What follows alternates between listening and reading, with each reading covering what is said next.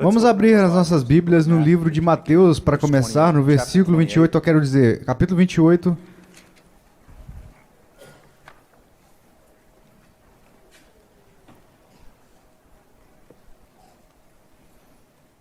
Versículo 15.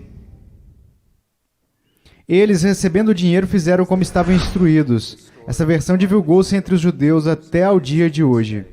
Seguiram os 11 discípulos para a Galiléia, para o monte que Jesus lhes designara.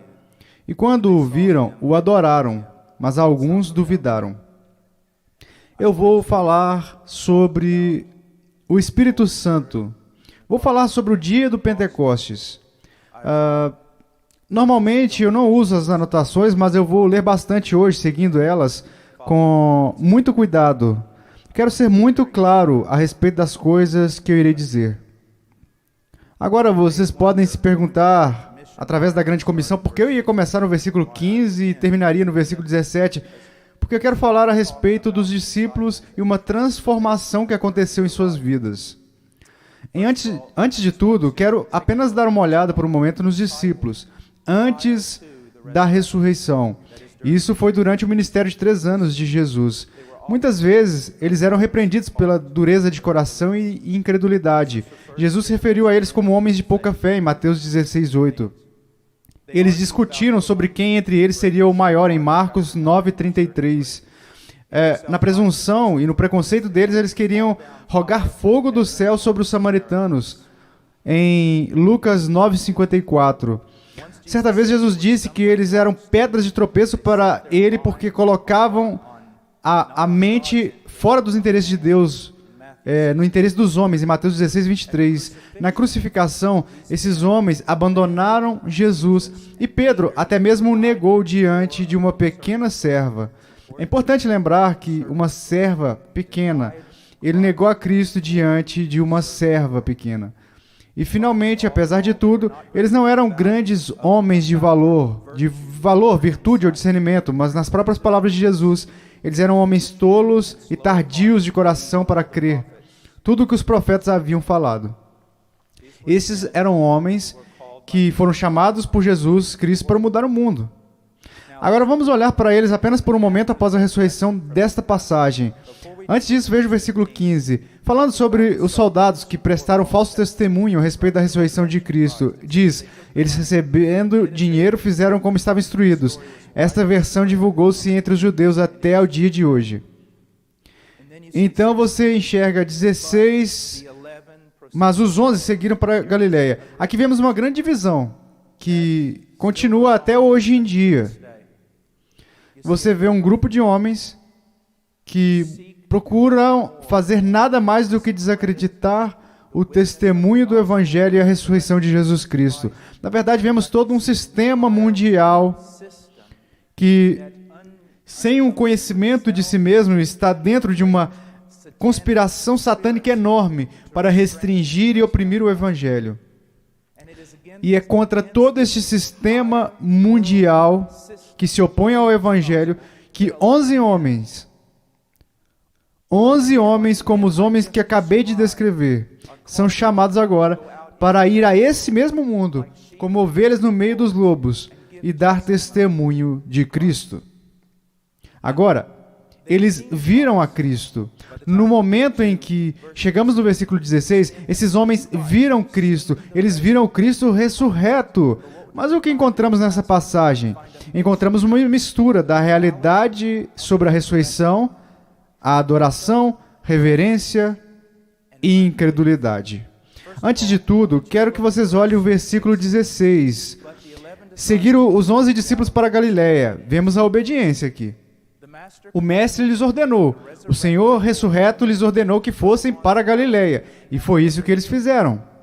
Também vemos que há uma reverência, uma adoração. Quando eles o veem novamente, eles o adoram. Então vemos obediência, adoração e tudo parece certo. Mas então outra palavra é usada aqui. Diz que no versículo 17 aqui, ó, que alguns duvidaram. A palavra duvidaram aqui vem da palavra grega distazo, que significa uma posição dupla. Eles não sabiam em qual pé pisar. Um pé da crença de que Cristo é ressurreto ou o pé da incredulidade. É a mesma palavra usada para Pedro quando ele é chamado a caminhar sobre as águas. E ele está cheio de dúvidas e começa a afundar. Assim mesmo, depois da ressurreição de Jesus Cristo. E eles estão visivelmente contemplando ele. Podemos ver que isso tem um impacto sobre eles. Mas vemos algo um tanto importante. Nem mesmo a realidade da ressurreição de Jesus Cristo é suficiente para transformar esses homens. Eles ainda estavam em dúvidas. Eles ainda estavam inseguros. Agora, o que eu estou tentando dizer? Há uma necessidade pelo Pentecostes. Há uma necessidade pelo Pentecostes. Porque quando chegamos ao Pentecostes, não vemos mais nenhuma vacilação entre esses homens. Não vemos nada. Aqui está o Pedro.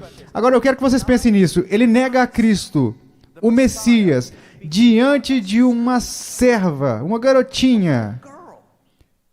Agora, antes de seguir em diante, vocês fizeram isso? Vocês foram chamados para testemunhar em um posto de gasolina, entrar em uma conversa com alguém?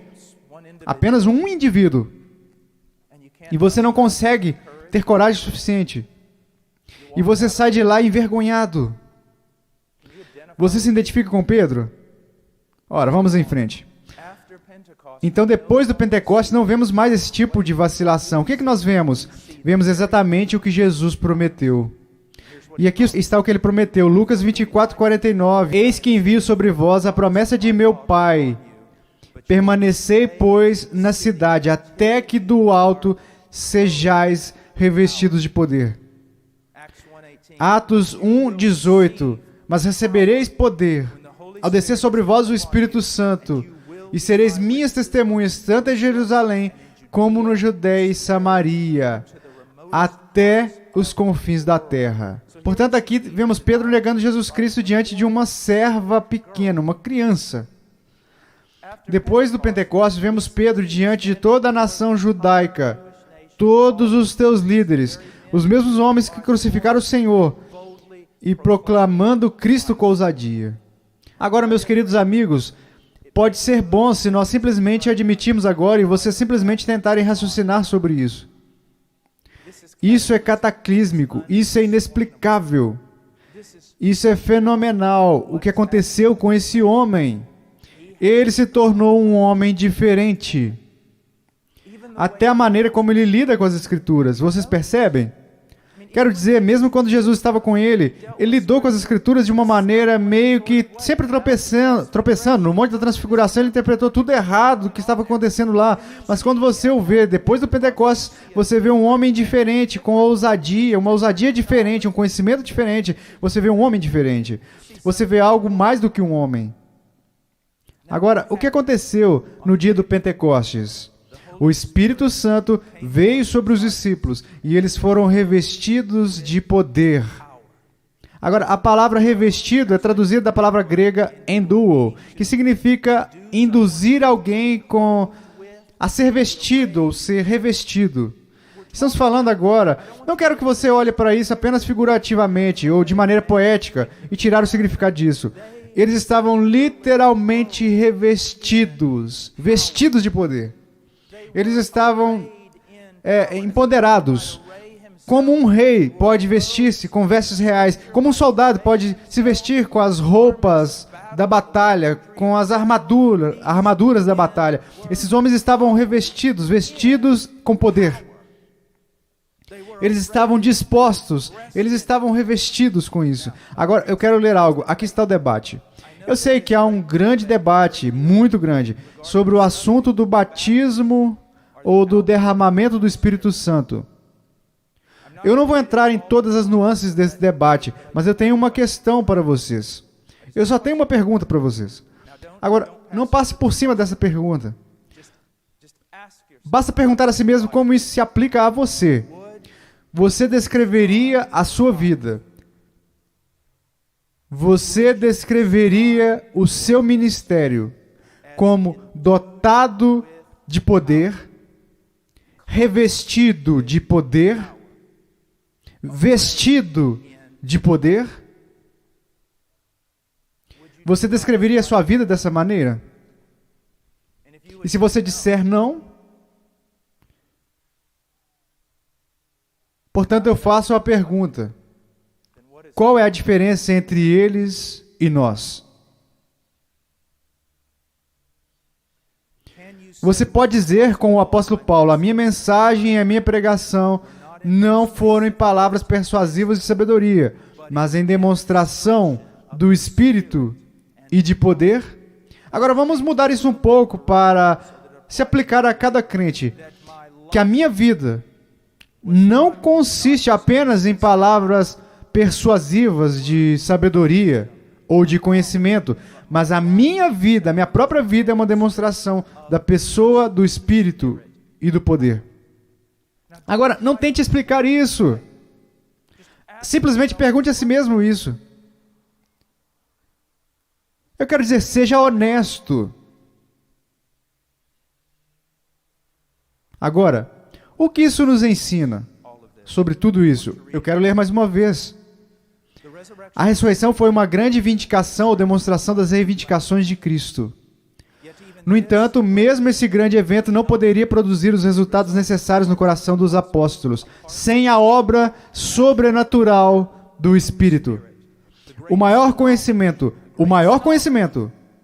e o mais elevado grau de certeza sobre a fé cristã não são suficientes para impulsionar um empreendimento missionário universal. Não é o suficiente. Os homens mais inteligentes não são suficientes.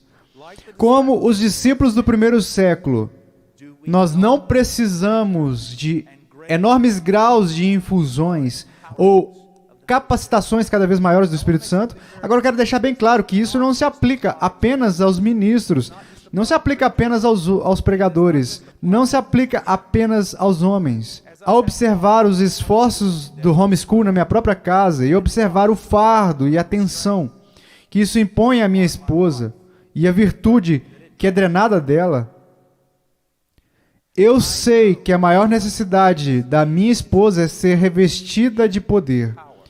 Ser vestida de poder para serem cheios do poder do Espírito Santo. Não gostamos de falar assim, porque ficamos com medo. Porque a grande maioria de todas as conversas que ouvimos a respeito do Espírito Santo, especialmente na mídia, é heresia. Mas você não pode viver a vida cristã separado não apenas do poder da conversão do Espírito Santo, mas do poder contínuo, doador e autorizador do Espírito Santo em sua vida diária. E isso é algo que nós temos evitado em nosso próprio detrimento, e por causa disso, vemos homens com mais de 100 quilos, com 40 anos, negando a Cristo diante de um posto de gasolina. Precisamos de poder. Agora, eu quero falar sobre algumas coisas. Devemos, antes de tudo, evitar ser reacionários. Não podemos edificar a nossa teologia reagindo contra as heresias dos nossos dias. Se o fizermos, teremos cometido algumas das mesmas falácias exegéticas daqueles contra os quais estamos reagindo. Por exemplo, se você for ao livro dos Atos, capítulo 2, e estudar Atos 2, apenas para poder mostrar às pessoas o que ele não está ensinando, o que você está fazendo? Se você for ao capítulo 2 de Atos, apenas para dizer, ora, isso não significa isso que diz, isso não significa o que ele diz. Sim, mas a pergunta é, o que isso diz? O que isso diz? Em segundo lugar, não devemos permitir que os hereges roubem a nossa herança. A vida e o poder do Espírito Santo, esta é a herança de todo cristão. E não devemos permitir que um grupo de evangelistas da TV, que são heréticos, e outros que não entendem essa doutrina, nos façam fugir daquilo que é uma das nossas maiores heranças. E essa é a vida e o poder do Espírito Santo na vida cristã. Basta ouvir algumas dessas passagens. Apenas escute. Joel 2, 28 e 29. Acontecerá depois que derramarei o meu Espírito sobre toda a carne. Vossos filhos e vossas filhas profetizarão. Vossos velhos sonharão e vossos jovens terão visões. Até sobre os servos e sobre as servas derramarei o meu Espírito naqueles dias. Essa é uma promessa da nova aliança, mas em vez de ouvir, saborear e esperar, no momento em que você me ouvir ler, você começa a tentar provar como isso não significa o que a maioria das pessoas diz que significa. Você está com medo de que eu fale sobre profecias e visões e todos os tipos de coisas, e por causa disso você de fato não olha para o texto para ver o que está dizendo. Mateus 3, 11. Eu vos batizo com água para arrependimento, mas aquele que vem depois de mim é mais poderoso do que eu, cujas sandálias não sou digno de levar. Ele vos batizará com o Espírito Santo e com fogo. Você já procurou descobrir como isso é uma realidade em sua vida, ou como deveria ser uma realidade? Atos 1:8. Mas recebereis poder ao descer sobre vós o Espírito Santo, e sereis minhas testemunhas, tanto em Jerusalém, como em toda a Judéia e Samaria, até aos confins da terra. Agora, essas são promessas, novas promessas da nova aliança para cada crente em Jesus Cristo. Agora, eu quero examinar algumas verdades essenciais extraídas dessas passagens. Agora eu quero ir para Atos capítulo 2.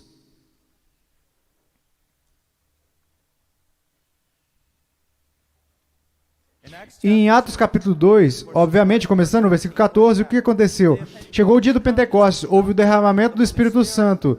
Os discípulos, numa magnífica expressão do poder de Deus, eles falaram em línguas, creio que eles estavam falando em idiomas reais, idiomas fonéticos, que as pessoas podiam entender, e esse era o aspecto milagroso disso.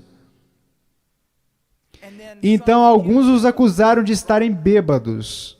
Agora, não devemos andar por aí com muita confusão, e mistério, e emoção em nossas vidas, a ponto de alguém nos acusar de estarmos bêbados.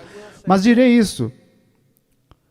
Eu prefiro ser acusado de estar embriagado no Espírito Santo do que morto sem o Espírito Santo. No versículo 14, Pedro se levanta e dá uma explicação, uma defesa do que acabara de acontecer. Versículo 15.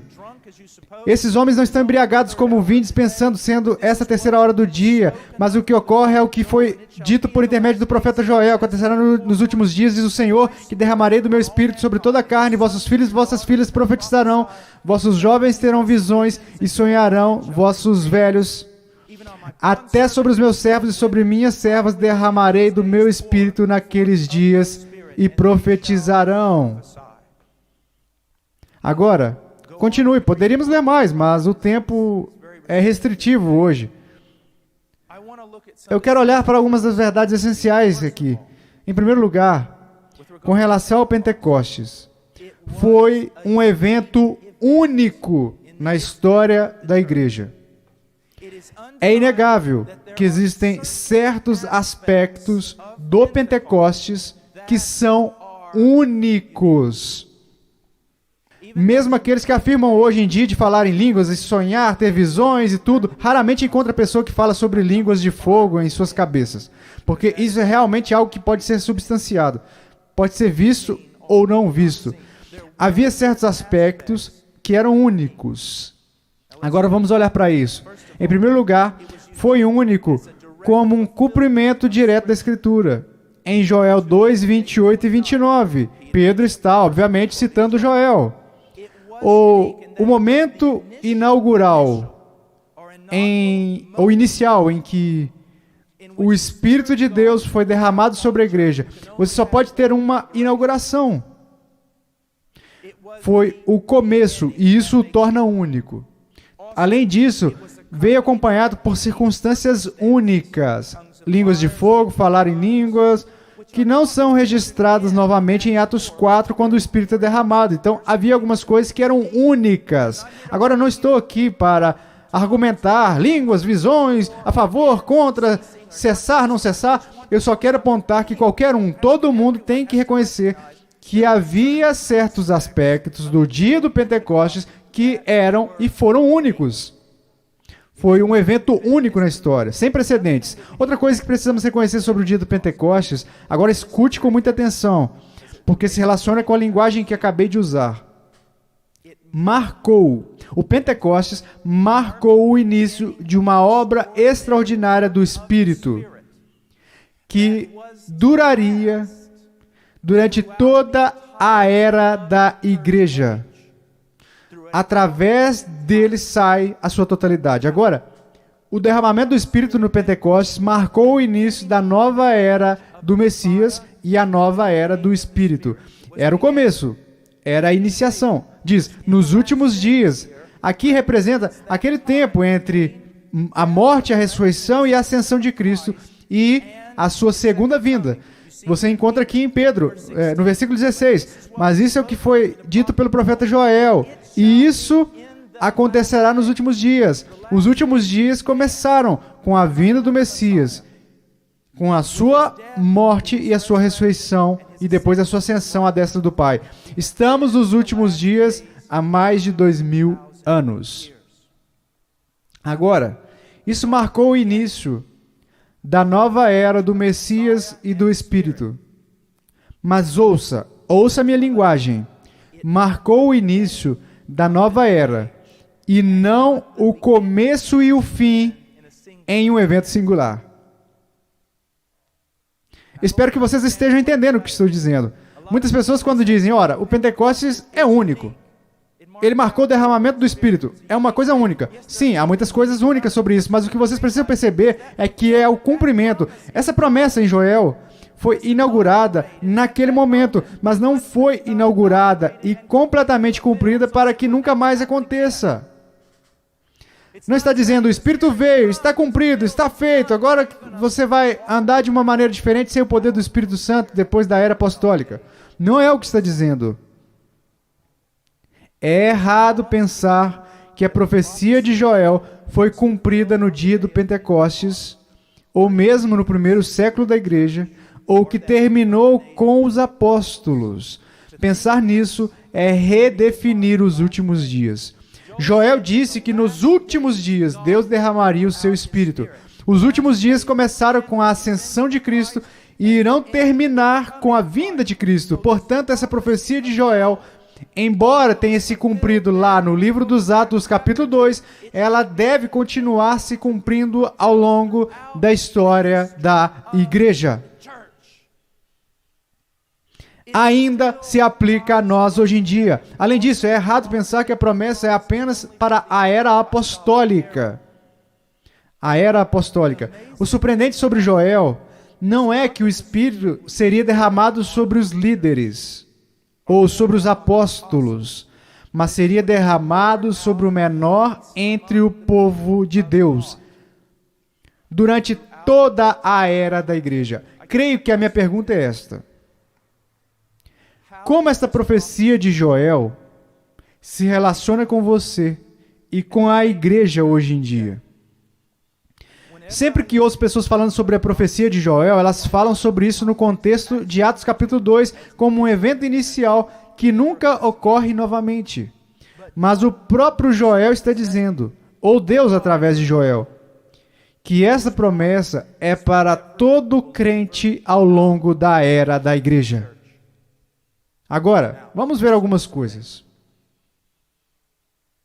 Se o derramamento do Espírito tem que marcar toda a era da igreja, então os resultados desse derramamento devem marcar toda a era da igreja.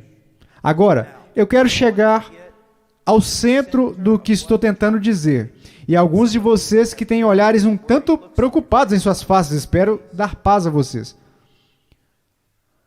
Quando olhamos para a profecia em Joel e a repetição dessa profecia no livro dos Atos, creio que estamos olhando para a coisa errada.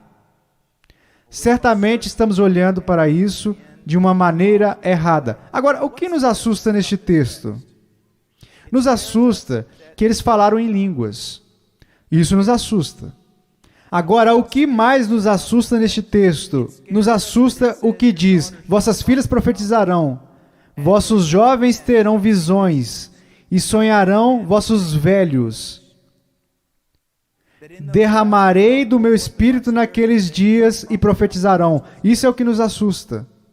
Porque dizemos a nós mesmos: ora, vimos pessoas que afirmam isso. Eles profetizam todos os tipos de coisas e eles são contrários às Escrituras. Eles estão falando sobre sonhos, visões, mas parecem desprezar a própria palavra de Deus escrita.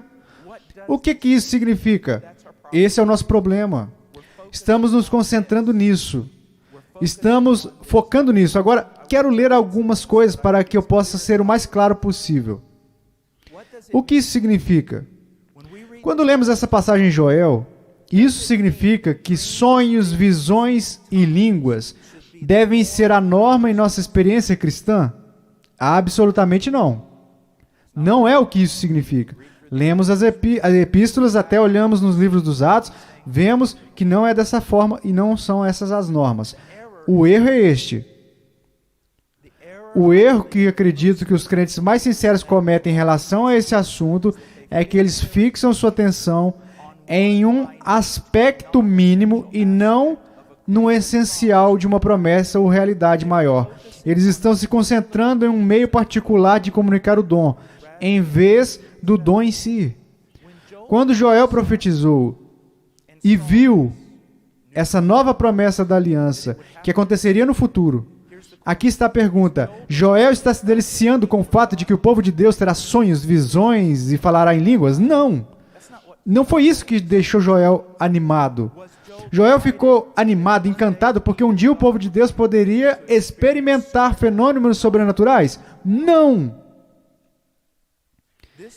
Essa profecia de Joel é uma das muitas promessas da nova aliança que aguardam a antecipação de coisas muito semelhantes. Agora eu vou desenhar tudo isso junto em apenas um momento. Você olha para essa passagem e a lê. E o que se destaca para você? Sonhos, tenha visões, línguas, todas essas coisas que estão acontecendo. Isso não é o principal, nem mesmo a coisa mais importante dessa promessa. E não é algo que deveria continuar na vida de cada crente na era. O que Joel está falando é a mesma coisa que Jeremias está falando e a mesma coisa que Ezequiel está falando. Ele está dizendo simplesmente isso. Chegará um tempo, depois do Messias, quando o Espírito do Deus vivo será derramado sobre o povo de Deus, todo o povo de Deus. E essas pessoas terão um conhecimento sobrenatural e íntimo de Deus. E esse povo poderá viver em um poder sobrenatural. A ideia de visões e profecias é apenas a maneira de Joel falar que quando o Messias vier, a igreja será marcada por um conhecimento íntimo e verdadeiro de Deus, uma realidade desse conhecimento e grande poder para viver esse conhecimento. Estamos sempre olhando para esses meios fenomenais aqui, que não são a base da promessa. Isso nos faz esquecer o que a promessa realmente está dizendo. A promessa para a era da igreja não são línguas, não são profecias e nem visões. A promessa do livro de Joel para toda a era da igreja é que o Espírito de Deus habitaria e estaria tão disponível, sua pessoa e seu poder, para todo filho de Deus, que todo filho de Deus conheceria a Deus de uma maneira extraordinária e seria capaz de viver para Deus de uma forma extraordinária. É isso que está sendo ensinado. Agora, o que eu gostaria de fazer, se soubesse fazer aquelas coisas de retroprojetor que todo mundo faz, PowerPoint ou qualquer coisa que eles chamem, o que eu gostaria de fazer é pegar algumas das profecias do Antigo Testamento sobre as promessas da nova aliança e explicar para vocês como Joel se encaixa bem ali com o restante deles. Veja, vamos apenas por um momento para alguns desses. Ora, vamos a um deles porque temos muito pouco tempo. Marque aí em Atos e vá para Jeremias.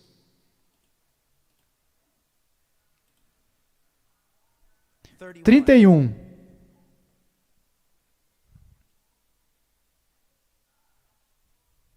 Versículo 33. Porque esta é a aliança que firmarei com a casa de Israel depois daqueles dias. Está falando sobre os dias do Messias, da nova aliança, diz o Senhor. Agora o que ele vai fazer? Na mente lhes imprimirei as minhas leis, também no coração lhes inscreverei. Ele está dizendo que a lei não será mais apenas essas tábuas de pedra completamente externas para as pessoas, mas será sobrenaturalmente, através do poder do Espírito. Inscreverei essas leis nos seus corações, eu vou internalizar a verdade, e eu serei o seu Deus, e eles serão o meu povo. Não ensinará jamais cada um ao seu próximo, nem cada um ao seu irmão, dizendo, conhece ao Senhor, porque todos me conhecerão, desde o menor até o maior deles. Então, o que está dizendo? Que vai vir quando o Messias vier. O Espírito de Deus vai ser derramado sobre o povo. Eu vou interiorizar a minha lei nos seus corações. Eu vou torná-la parte de vocês. Eu vou escrevê-la sobre vocês. E vocês me conhecerão de uma maneira sobrenatural. Eu serei o seu Deus. E vocês serão meu povo. Vocês me entenderão. Vocês caminharão e serão como Israel. Vocês viverão comigo. Caminharão comigo. Então, volte para Atos 2. E será que nos últimos dias que eu derramarei o meu Espírito sobre toda a humanidade? Agora ele continua, ele diz, filhos e filhas profetizarão, jovens terão visões e sonharão vossos velhos. A maravilha disso não é que todos nós vamos profetizar ou todos nós vamos ter visões. A ideia é a mesma lá do livro de Jeremias. O povo de Deus terá um conhecimento extraordinário de Deus. Que cada um de nós, não apenas o pregador, não apenas o evangelista, não apenas o plantador de igrejas, mas cada filho de Deus tenha uma investidura do Espírito Santo e que cada filho de Deus entenda as grandes coisas de Deus. E combinamos isso com Atos capítulo 2 e Atos 1, 8.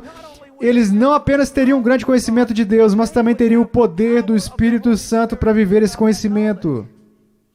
Joel está falando de visões e sonhos e todas essas coisas. É apenas uma maneira de dizer que, embora essas coisas tenham ocorrido de forma sobrenatural no Pentecostes e às vezes na igreja primitiva, essa não é a ideia dele, não é com isso que ele está empolgado, ele está entusiasmado com isso durante todos os anos da igreja. O povo de Deus seria um povo sobrenatural, é isso. Eles seriam habitados por um Deus sobrenatural, e eles teriam a lei escrita em seus corações, e eles o conheceriam e teriam a capacidade de conhecê-lo cada vez mais. Na verdade, a capacidade deles de conhecê-lo seria limitada apenas pelo desejo de procurá-lo e buscá-lo. E eles seriam cheios do Espírito de Deus para viver essas verdades. É isso que ele está nos ensinando. Portanto, essa profecia em Joel é simplesmente uma das muitas promessas da nova aliança, de que seríamos esse tipo de pessoa. Agora, queridos amigos, eu tive de condensar tanto que é confuso até para mim tentar colocar tudo isso para fora aqui diante de vocês. Agora, eu quero fazer uma pergunta. Isso é uma realidade na vida de vocês? Você está crescendo no conhecimento de Deus? Aprendendo coisas extraordinárias sobre Ele, dele, sobre a sua vontade? Deixa eu fazer outra pergunta, que é mais importante. Você tem noção do poder do Espírito Santo? Você se descreveria de alguma maneira como vestido, revestido com o poder do Espírito Santo? Você se descreveria como preenchido, capacitado e autorizado pelo Espírito Santo? Não é a maior reclamação que ouço de pessoas com uma teologia muito boa. Parece que tenho tão pouco poder. A mãe que está no homeschool, que literalmente se esgotou, sente que não pode seguir em diante. O pregador que está tão cansado, parece que tudo em seu ministério são engrenagens e engrenagens, apenas uma máquina moendo. Não há nenhum senso de vida, de poder, de acender as velas do Espírito de Deus, enchendo essas velas e nos carregando. Aqui estão algumas coisas que quero compartilhar com vocês e mais uma vez peço desculpas por ter que falar sobre essas coisas de forma tão breve e incompleta. No momento da conversão, a pessoa é regenerada e habitada pelo Espírito Santo. Regenerado e habitado pelo Espírito Santo. No entanto, a nossa completude em Cristo não é motivo para passividade. Tampouco indica que o que temos em Cristo não precisa ser apropriado.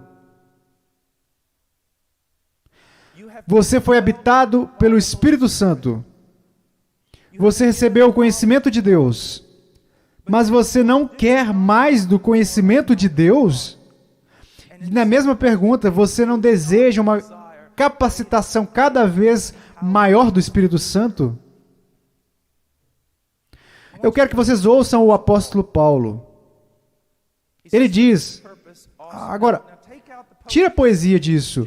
Apenas escute a verdade. Esta é a verdade proposicional. Para este propósito também eu trabalho. Isso descreve vocês trabalhando como no homeschool, mãe, pai, no seu trabalho, no seu ministério. Mas veja o que ele diz. Para isso também trabalho, lutando segundo o seu poder, que opera poderosamente em mim. Esse tipo de linguagem é estranha para nós? É isso? É estranho para vocês? Escute 1 Coríntios 2,4. A minha palavra e a minha pregação não consistiram em linguagem persuasiva de sabedoria, mas em demonstração, algo que você pode realmente ver, uma demonstração do Espírito e do poder. Não pegue essas palavras e as transforme em um clichê sem sentido. Escute o que ele está dizendo. Paulo disse que trabalhava, mas reconhecia que trabalhava com um poder que operava poderosamente nele. E creio que esse poder do Espírito Santo trabalhando dentro dele, às vezes, o deixava praticamente esgotado. Agora o que eu quero dizer, se você se lembra, Jesus está caminhando. Alguém o tocou. Ele imediatamente notou que havia saído virtude dele. Esse poder havia saído dele. Quando um homem cheio do Espírito Santo está ministrando no poder do Espírito Santo, o seu corpo pode até cobrar um preço. E essa é uma das razões pelas quais as manifestações não são apenas contínuas. Mesmo um povo de Deus, quando o verdadeiro e genuíno avivamento do Espírito irrompe, eles não duram para sempre, porque nem mesmo a igreja pode sustentar tal poder. Isso desgastaria as pessoas. Que quando um homem está ministrando no poder do Espírito Santo, ele sabe que a virtude sai dele e mal consegue caminhar quando ele desce do púlpito. Estamos falando do sobrenatural que não devemos negar. E que precisamos desse conhecimento. Precisamos nos apropriar disso. Precisamos de manifestações cada vez maiores do poder do Espírito Santo em nossas vidas. É inegável.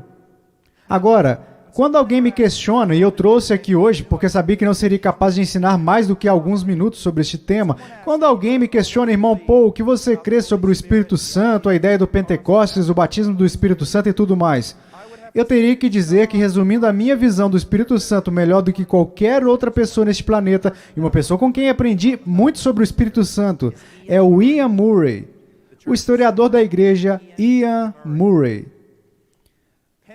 Pentecost Today, uma interrogação. Pentecoste hoje em dia, a base bíblica para entender o avivamento. Eu recomendo este livro. Eu recomendo a todos os estudantes, eu recomendo a todo mundo este livro.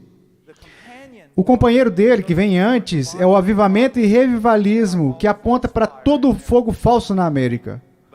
Mas este livro volta como um bálsamo curador e nos diz que esta é a verdadeira espiritualidade. Agora eu quero ler muitas das coisas deste livro o mais rápido possível. Eu quero que vocês ouçam. Agora, este é o Ian Murray, ok? Não é o Paul Washer. Este é o Ian Murray, provavelmente o mais respeitado historiador da igreja que está vivo hoje em dia. Agora, escute o que ele diz. Falando sobre o seu livro. Eu tenho buscado argumentar. Agora, escute, deixando de lado a questão dos dons milagrosos. Por quê? Porque esse não é o problema. Eu tenho a palavra de Deus. Eu poderia me importar menos e profetizar algo para você que eu vi em uma visão. Eu preguei a vocês a palavra de Deus. Eu não estou empolgado com pequenas coisas como essa. Eu fico entusiasmado com todo o conselho de Deus e quero poder vivê-lo, proclamá-lo no poder do Espírito Santo. Eu tenho buscado argumentar, deixando de lado a questão dos dons milagrosos, que não podemos supor que tudo que marcou a igreja no Pentecostes seja parte permanente da experiência cristã.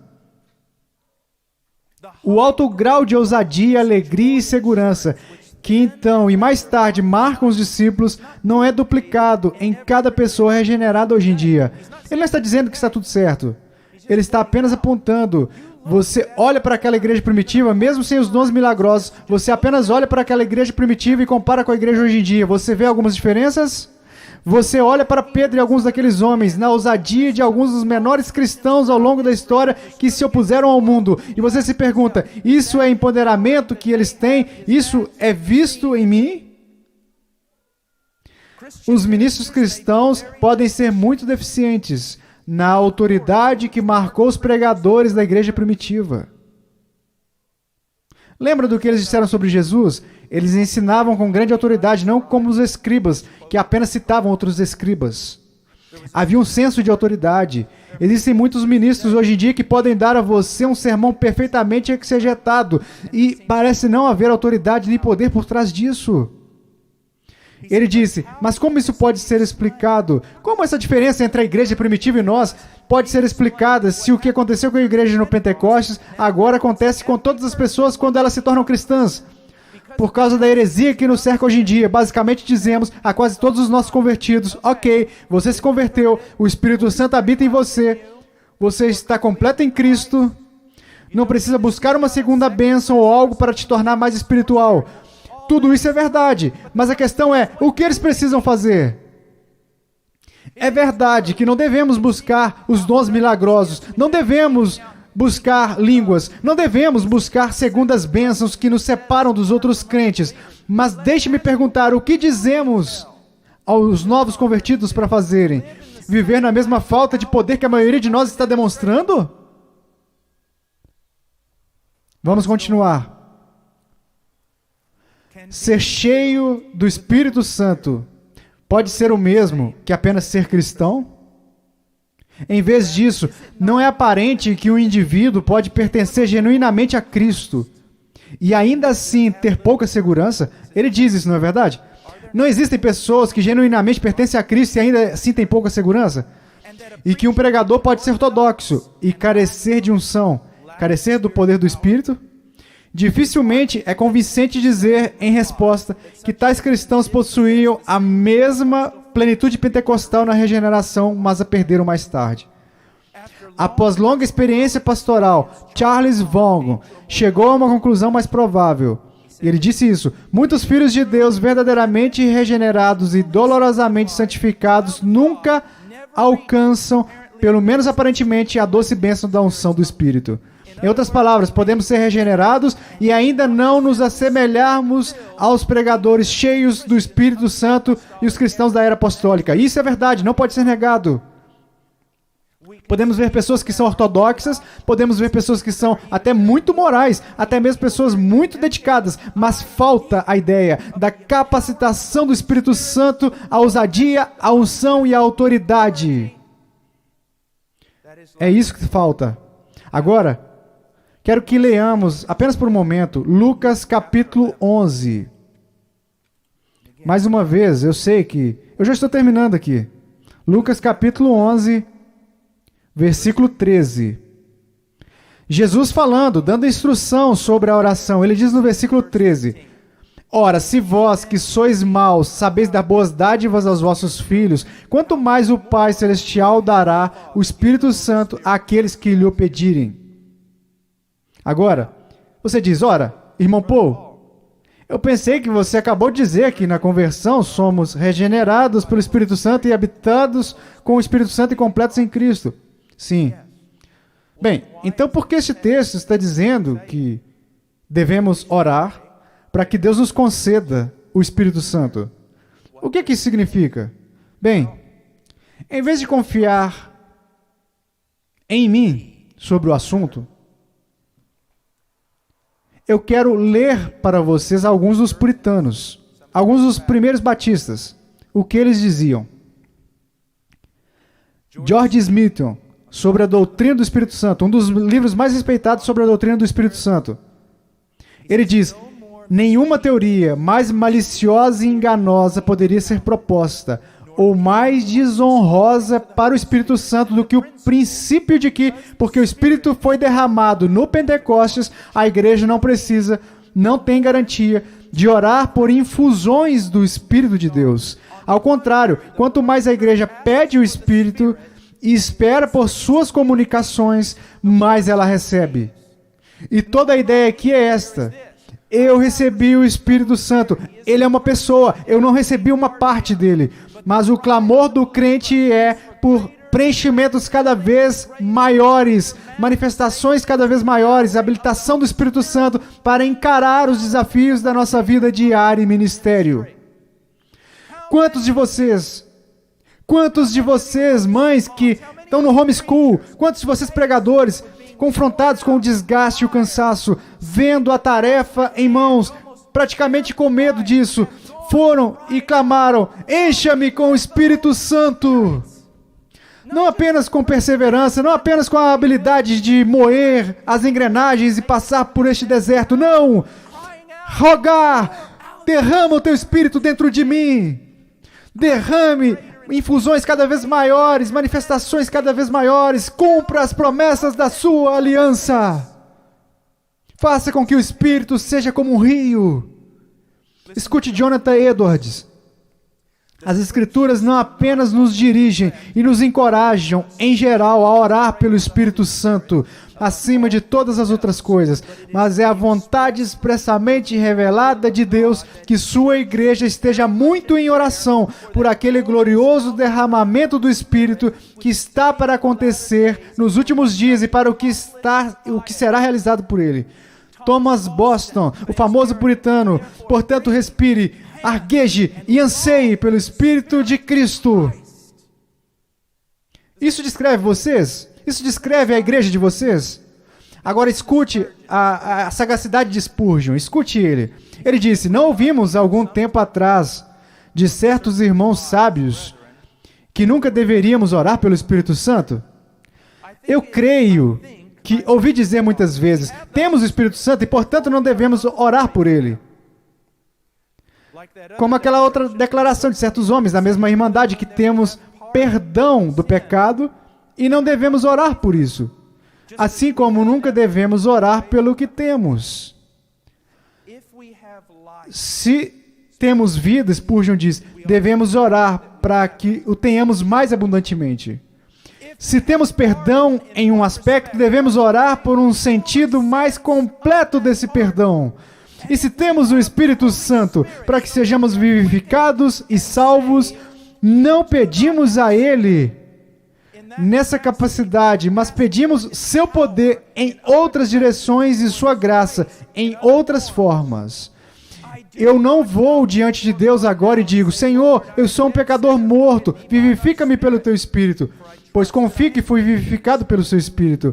Mas sendo vivificado pelo Espírito de Deus, agora eu rogo: Senhor, não deixe que a vida que me deste diminua até que se torne muito fraca, mas dei-me de teu Espírito, para que a vida dentro de mim se torne forte e poderosa, e possa subjugar todo o poder da morte dentro dos meus membros, para que eu possa manifestar o vigor, a energia que vem de ti por intermédio do Espírito. Vocês têm o Espírito. Ele está falando à sua igreja. Vocês são os homens que devem orar para que possam experimentar mais de suas operações incomparáveis e influências graciosas, e em toda a santidade benigna de sua habitação possam buscar que ainda mais e mais o conheçam. Vocês têm isso como seu encorajamento, que Deus dará o Espírito Santo àqueles que lhe pedirem. Irmãos, escutem John Owen, o técnico de todos os teólogos, possivelmente o maior deles. O trabalho diário dos crentes é esse. Se, portanto, a nossa vida para Deus, ou a alegria dessa vida, for considerada grande, Nisso devemos abundar. Pedir-lhe ao Pai como os filhos fazem com o pão de cada dia de seus pais. Pedir-lhe o Santo Espírito Santo. Ele está dizendo que este é o trabalho diário do crente. Deixa-me perguntar, este é o seu trabalho diário? Você sabia que quando Spurgeon, a maioria das pessoas não entende Spurgeon. Eles atribuem tudo de Spurgeon à sua grande mente. Não! Uma memória fotográfica? Absolutamente não. Você sabia que muitas vezes Spurgeon, na noite anterior, ainda não tinha um sermão, e de fato ele até vomitava, ele ficava nervoso, e jogando inúmeros sermões no lixo, e não tinha nada quando ele subia no púlpito. E quando ele subia no púlpito, era a prática de Spurgeon orar dessa maneira: eu creio no Espírito Santo, eu creio no Espírito Santo, eu creio no Espírito Santo. Ou quando você está chegando a qualquer coisa em sua vida, você apenas vê que uma criança foi desobediente. Senhor, um derramamento maior para mim, por infusões de sua graça, por infusões de sua habilidade em seu espírito, para que eu possa lidar com isso com sabedoria. Senhor, eu estou cansado da rotina diária. Separe-se por um momento e vá clamar por medidas maiores, manifestações do Espírito de Deus em sua vida.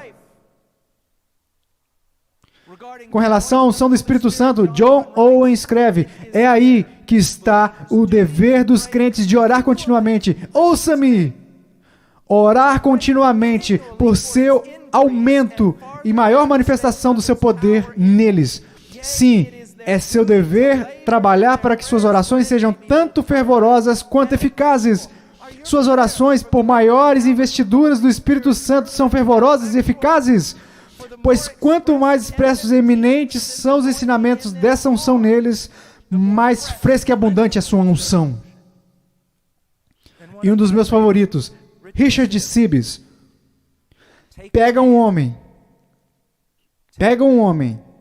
que tem o penhor do Espírito, e você o fará desafiar a morte, o mundo, Satanás e todas as tentações.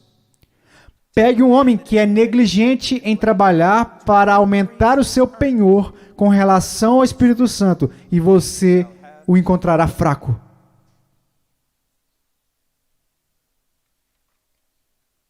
Meus irmãos e minhas irmãs, existe tal herança do Espírito, do Deus vivo, que é de vocês, mas vocês não sabem.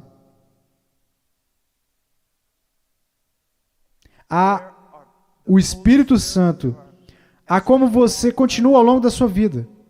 Você precisa ser cheio do Espírito Santo. Você precisa procurar não ofender o Espírito Santo. É por isso que eu falei sobre ser cauteloso no primeiro dia. Que os homens não devem ser apenas apaixonados, eles devem ser cautelosos. Que o Espírito Santo dentro deles não seja ofendido pelo pecado, porque é tudo. A única coisa que você pode fazer é o que é feito no poder do Espírito Santo, e ofendê-lo é cortar toda a vida fora. Devemos ser cheios do Espírito Santo, buscando constantemente obedecer ao Espírito Santo, submeter-se ao Espírito Santo. Quero que vocês também saibam de uma coisa: há visitas de Deus. Esta não é uma linguagem carismática, há visitas de Deus, há derramamentos do seu Espírito. Lá está Ele, te dando unções para realizar os ministérios que Ele te concedeu. E a maioria dos homens nunca busca por isso. E eles se encontram moendo, ou se moendo pelo deserto, como se a vida cristã fosse uma máquina, ou apenas uma perseverança e nada mais. Eles se encontram desgastados, eles se sentem com medo, eles encontram para si todas essas coisas, e essas coisas não podem ser impedidas por um conhecimento maior. Elas são afastadas de uma vez por todas pelo derramamento do Espírito Santo.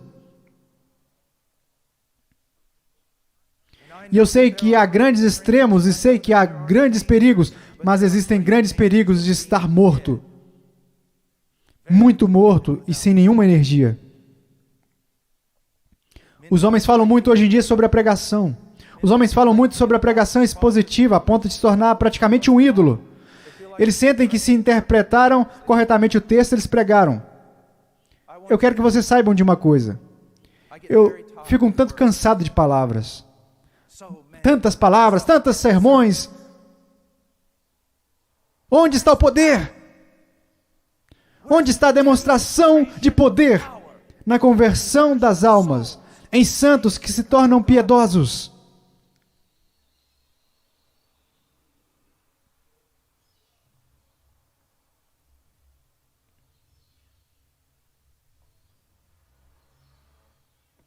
Na minha juventude, saindo nas ruas, pregando, aterrorizado, caminhando pelas ruas, querendo pregar, mas com muito medo. Com medo da minha própria sombra, com medo de uma servazinha, distribuindo folhetos escondido. Voltando para casa, olhando para o livro dos Atos, olhando para a minha própria vida. Onde está o Senhor Deus de Elias? Onde está esse sentido? Eu não quero ser um menino de Deus. Eu não quero ser um garotinho brincando de soldadinho. Mas realmente não envolvido em nenhuma guerra, sem munição, sem ser nada. E eu sei que foi uma obra da graça, mas Deus me colocou para buscá-lo por semanas. E às vezes, horas por dia. Como um louco. Clamando por uma coisa, eu simplesmente quero te conhecer. E quero sentir a tua presença para que eu seja como Elias que diz, o Deus diante de quem estou, que a tua realidade seria maior para mim do que a realidade de qualquer homem físico. Ou montanha. E Deus respondeu, derramando o seu Espírito. Ainda luta contra o pecado? Sim. Ainda as mesmas práticas de santificação, devoção, eu devo continuar a completar? Absolutamente sim. Mas sabendo que o Espírito do Deus vivo e o derramamento do Espírito e a unção do Espírito, como você quiser chamar, é capaz de levantar um homem